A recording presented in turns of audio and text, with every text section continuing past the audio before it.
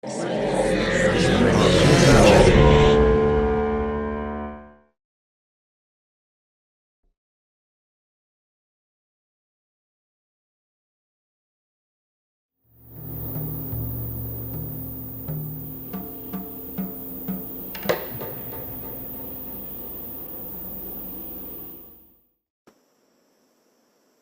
Benevolence, the image shifted to be like an alignment with the pacing and tonality of the music, music being the center of this piece. I loved how the musicians themselves became a part of the visual, specifically in the ending. And I thought stylistically it was interesting how it came together, sort of a mixture of various aesthetics. Glistening Benevolence, what an experience! I mean, this film has something to it that right from the opening you feel there's something wrong, and it's obviously intended because it starts very well, with this retro vibe. This group of musicians are traveling around having fun, and it's all very interesting, but you feel that this is going to take a dark turn, and it takes a dark turn when they do the ritual, and it gets very weird and a little disturbing, and I mean this in a good way because I think this is what the filmmaker was trying to do. So it's quite a great music video. I like the music, I like the design, and I like the idea. Well done. We get to experience this experimental drum circle.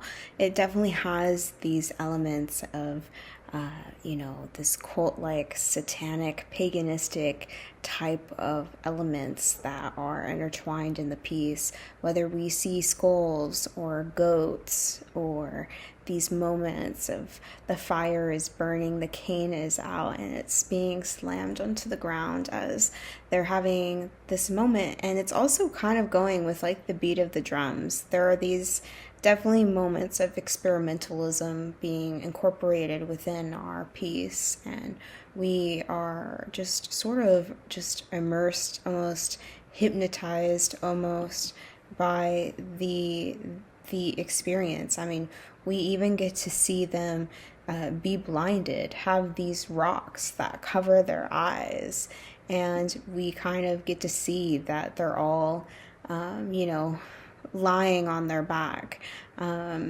with nothing else surrounding them at the end of the film. They're all displayed out, and it's an eerie experience for sure. It's definitely not something I would sign myself up for.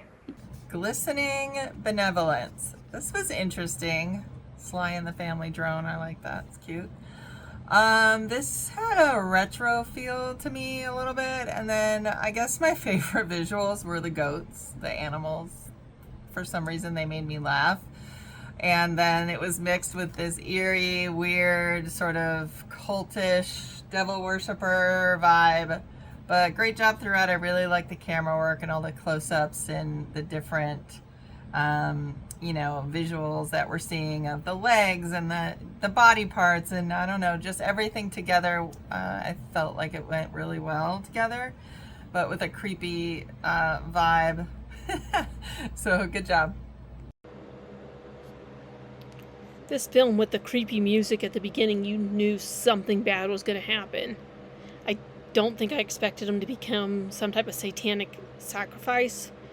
You knew these women were into something. I think I was expecting them to be witches, and that they were probably going to scare these guys, but it kind of seems that they were a satanic sacrifice with the rocks and the rituals and stuff like that. It was quite creepy, but the cinematography really adds to it. It really adds into the level of suspense, where these are guys that are just oblivious. They're playing their music. They really don't realize what type of trap they've gone into. They're kind of just oblivious to it all, even though the signs are there. It's kind of that watch your surroundings when they don't. It's a film that the score really goes in. I was going to be a little annoyed if the score was creepy and it and the story didn't go long. It would have been a twist, but it's nice that it went along with it. It was just really creepy, the vibe from the beginning, where there's nothing happy. You knew something was going to happen to these guys. Like I said, I just didn't expect it to be a satanic sacrifice.